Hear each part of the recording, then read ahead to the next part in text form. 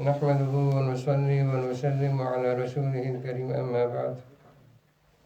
باب علامات حب الله تعالى للعبد والحث على التخلق بها والسعي في تحصيلها. اس باب میں امام نووی رحمہ اللہ اس بات کو بیان فرمائیں گے کہ یہ دعوت تو بہت سارے لوگ کرتے ہیں کہ ہمیں اللہ سے محبت ہے. آیا اللہ کو بھی اس بندے سے محبت ہے یا نہیں؟ اور اگر اللہ کو بندے سے محبت ہے تو اس کی نشانیاں کیا ہیں؟ وہ نشانیاں اپنے اندر پیدا کرنا اور ان چیزوں کو اپنانا جن کی وجہ سے اللہ تبارک و تعالیٰ کے محبوب بن جائیں، اور ان چیزوں کو اپنے اندر پیدا کرنے کے لیے کوشش کرتے رہنا. یہاں پر امام نووی رحمہ اللہ ان چیزوں کو بیان کریں گے. سب سے پہلے انہوں نے قرآن کریم کی آیت ذکر فرمائی ہے، قُلْ إِن كُنتُمْ تُحِبُّونَ اللَّهَ فَاتَّبِعُونِي يُحْبِبْكُمُ اللَّهُ وَيَغْفِرْ لَكُمْ ذُنُوبَكُمْ وَاللَّهُ غَفُورٌ رَحِيمٌ. آپ کہہ دیجئے کہ اگر تم کو اللہ سے محبت ہے پس میری اتباع کرو، اللہ تم سے محبت کرے گا. وَيَغْفِرْ لَكُمْ ذُنُوبَكُمْ، اور تمہارے لیے تمہارے گناہوں کو معاف کرے گا. وَاللَّهُ غَفُورٌ رَحِيمٌ، اور اللہ معاف کرنے والا مہربان ہے.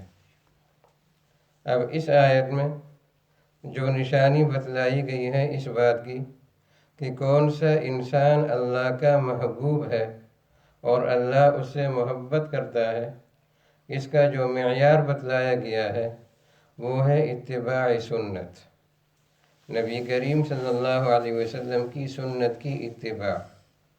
ظاہر ہے کہ جب اللہ تبارک و تعالیٰ نے ہمیں پیدا فرمایا تو ہمارے ساتھ ہماری ضرورتیں بھی پیدا کی ہیں.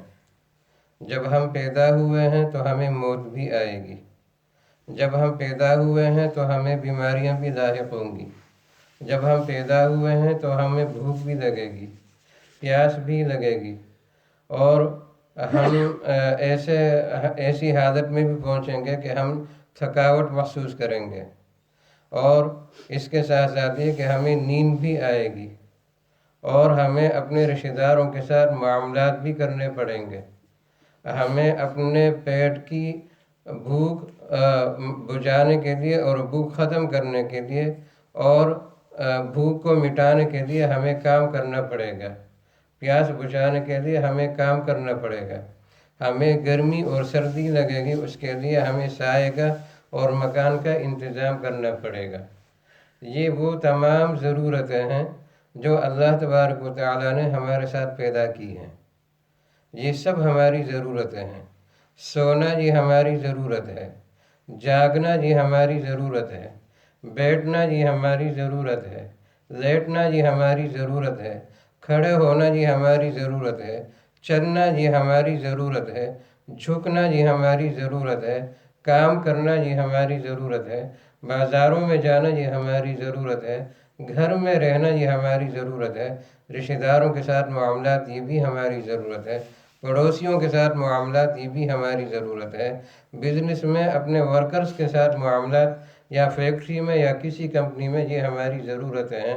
اللہ تبارک و تعالیٰ نے یہ ضرورتیں ہمارے ساتھ رکھی ہیں.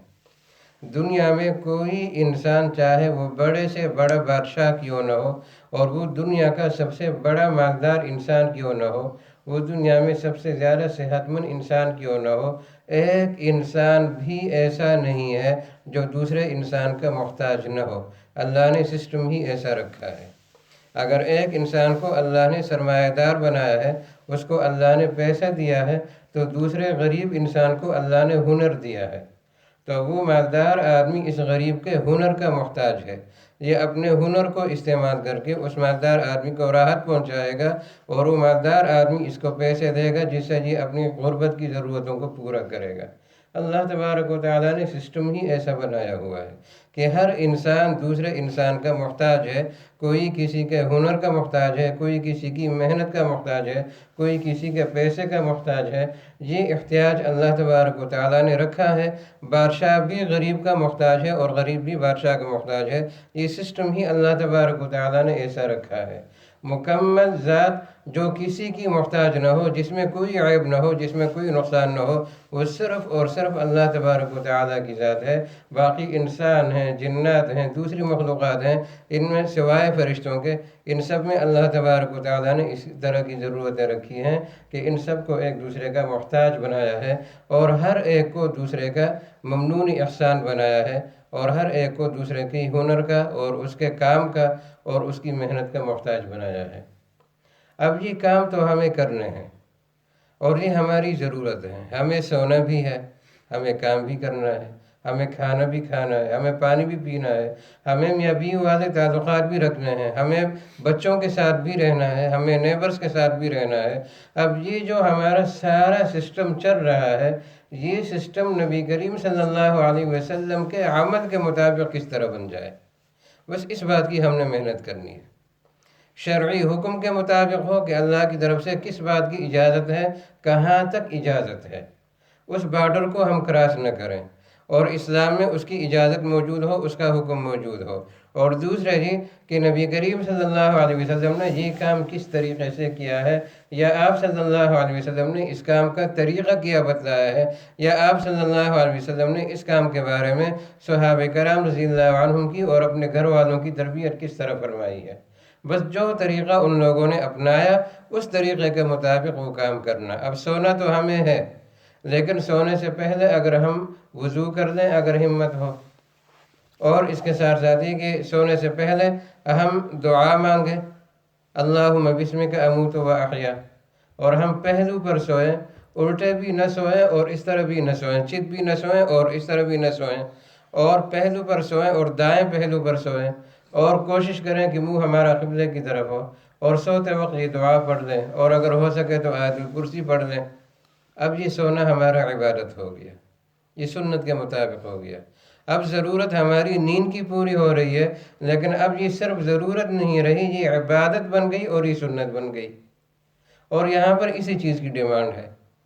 کھانا تو ہمیں ہے، اگر ہم کھانے سے پہلے ہاتھ دھو لیں، زمین پر فرش پر دسترخوان بچھائیں، اور ادب کے ساتھ کھانے کے سامنے بیٹھیں، اور کھانے کو اپنا محتاج نہ بنائیں بلکہ کھانے کے محتاج بنیں، اور شروع میں بسم اللہ پڑھیں، حلال کھانے کا اہتمام کریں، حلال مزدوری کا اہتمام کریں، اور اس کے ساتھ جب ہم کھانے کے لیے بیٹھیں اور سب مل کر بیٹھیں اور اکٹھے کھانا کھائیں جو اصل سنت ہے، تو اب یہ کھانا ہمارا یہ عبادت ہو گئی۔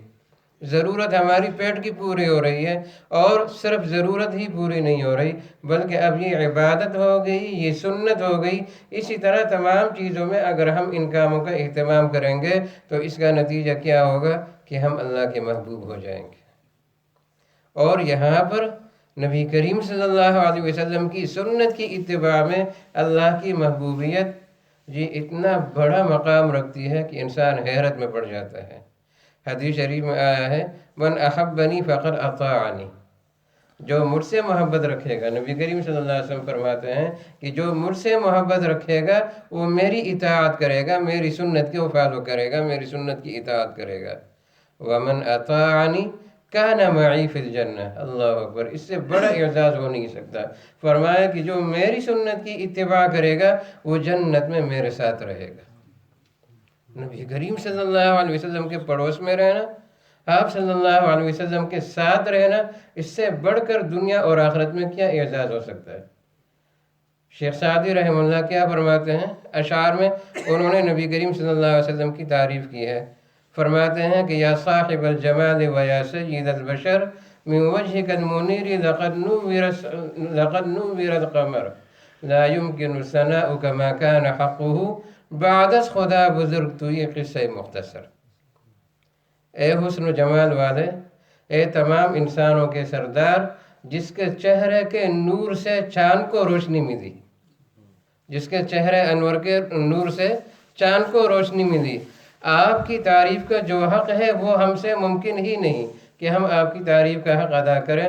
خلاصہ یہ ہے کہ اللہ کے بعد سب سے بزرگ ہستی آپ کی ہے، یہ آخری حد ہے بس۔ بعد از خدا بزرگ، تو یہ قصہ مختصر۔ تو تمام مخلوقات میں سب سے بڑا مقام، مخلوق میں سب سے بڑا مقام اگر ہوگا تو وہ نبی کریم صلی اللہ علیہ وسلم کا ہوگا۔ تمام پیغمبروں سے ان کا مقام بڑھا، اور تمام اولیاء اور صحابہ سے ان کا مقام بڑھا۔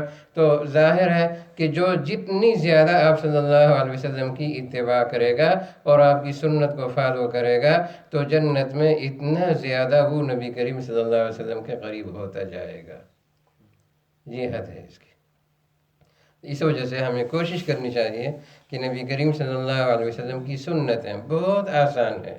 علیکم بسنتی ایک چھوٹی سی کتاب ہے مفتی عبدالحکیم سکھروی رحمہ اللہ کی، اور جو عام ملتی ہے۔ اس کے علاوہ ایک کتاب ہے اسوہ رسول اکرم، نبی کریم صلی اللہ علیہ وسلم کی سنتیں اس میں بیان کی گئی ہیں۔ دونوں کتابیں اردو میں ہیں۔ یہ دوسری کتاب حضرت ڈاکٹر عبدالحی عارفی رحمہ اللہ کی ہے، جو ہمارا حضرت مفتی تقی صاحب اور ان سب حضرات کے شیخ اور مرشد اور پیر ہیں، ان کی کتاب ہے۔ اس کے علاوہ ایک اور کتاب آئی ہے سنن و آداب کے نام سے، جس کو ڈھابل کے علماء نے اور مفتیان کرام نے جمع کیا ہے۔ اور اس کے علاوہ بہت ساری کتابیں ہیں۔ یہ کتابیں ایسی ہیں کہ جب ہم ان کا مطالعہ کریں گے تو نبی کریم صلی اللہ علیہ وسلم کی سنتوں کا ہمیں پتہ چلتا جائے گا۔